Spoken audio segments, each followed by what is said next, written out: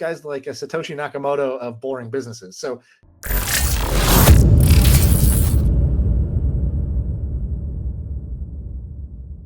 Sean put this on here as Billy of the Week. His name is Mark Leonard. You want yeah, to so explain the background here? we sometimes do this Billionaire of the Week. So the Billy of the Week is Mark Leonard, Constellation Software. So I had heard about this from a few people because they do something that, we've had Andrew Wilkinson on here, and he buys internet businesses and sort of has this conglomerate of small internet business that he's collected that are now, let's call it $100 million worth, or maybe a little more, a little less.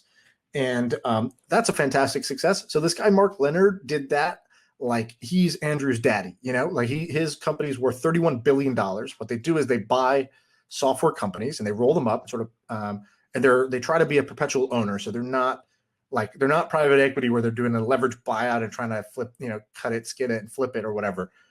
They try to just own the thing for a long period of time and have the cash flows. And so what I like about this guy, what I thought was cool, was this guy's like a Satoshi Nakamoto of boring businesses. So nobody knows shit about this guy. You can't find a photo of him really. Wait, what's that reference? So he's a Satoshi, Bitcoin is that the Bitcoin guy?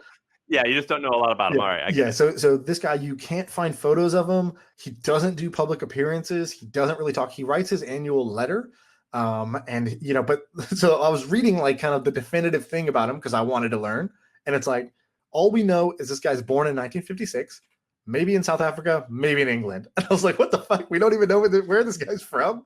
And, he wrote on his bio, he's like, he was a VC, but before that, he said, I was a banker, evaluator, a mason, a gravedigger, a dog handler, a bouncer, a sapper, and a wind energy researcher.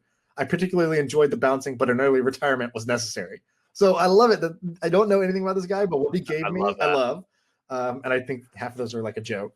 But here's their business. So they bought businesses that were, $2 to $4 million acquisition targets. So very small acquisitions. Which is on paper, you would say that's asinine. Why on earth would you ever do that? Yeah, chump change, okay, small ball. But small balls turn into sort of big league returns.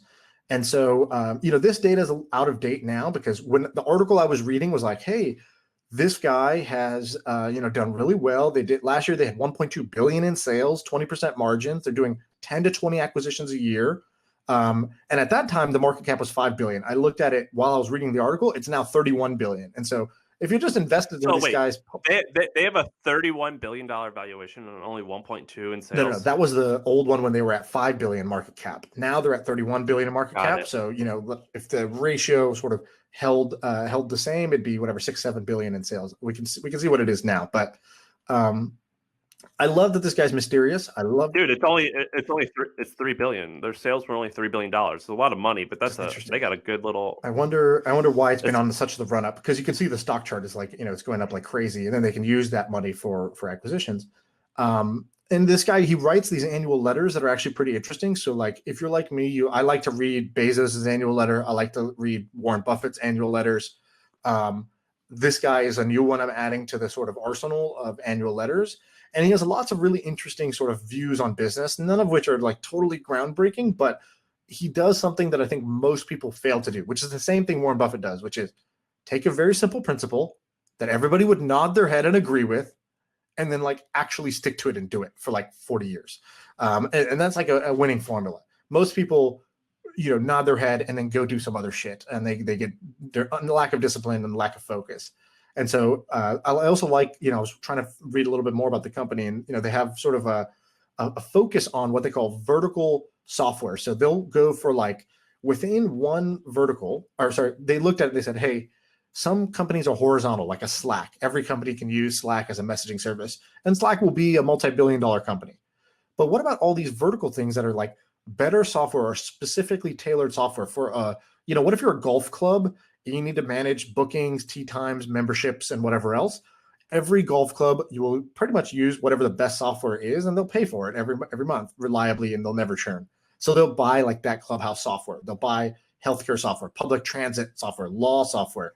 And that's been their focus. I don't know if that's changed over time, but when I was reading about them, they try to consolidate vertical market software, which I thought was a pretty interesting approach. What do you think of this guy?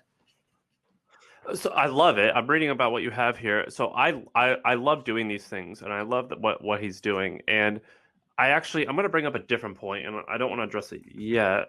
but I want to ask your opinion of it in a second. But more so, what I'm interested in is, and I don't want to refer to like things I tweeted. That sounds super lame. But I was tweeting earlier about how I hired an operator. So basically, Adam Ryan works at the company, and he kind of handles a lot of the operational stuff, and I work sometimes down in the weeds, sometimes high above revision stuff, and it's hard finding someone who's competent to run a business. Yes. And so if this guy, if he might have, does it say how many companies he has? It could be like 200, Yeah. right? So I don't know if their How model on is that earth- they keep the existing management or if they replace them. I'm not 100% sure what they do. I'm sure there's some mix and blend there. One thing I saw that was interesting was so they, like Berkshire Hathaway, the execs of the companies do not get share options as their compensation, which basically incentivizes you to just boost the share price as much as you can, which is often somewhat short term. So instead, they take 75% of their after-tax bonus, and they can buy shares on the open market, and then those shares are held in escrow for 4 years. So if the stock is overvalued because they are sort of temporarily pumping enthusiasm, energy, or doing buybacks or whatever, they're buying overvalued stock. And so I don't know if this is perfect because maybe the other thing happens where they actually when they're about to buy, they sort of bad news dips the share price temporarily, they can buy it on the discount. So I'm not sure if any incentive system is perfect, but I thought it was interesting that they've thought through how should we compensate everybody and not sort of follow the traditional playbook. So I want to dig in more. I've only just scratched the surface of this guy. I think there's a lot to learn here, but I wanted to bring it up because I think it's very interesting, and I like that he's a sort of mysterious character. I think that adds to it.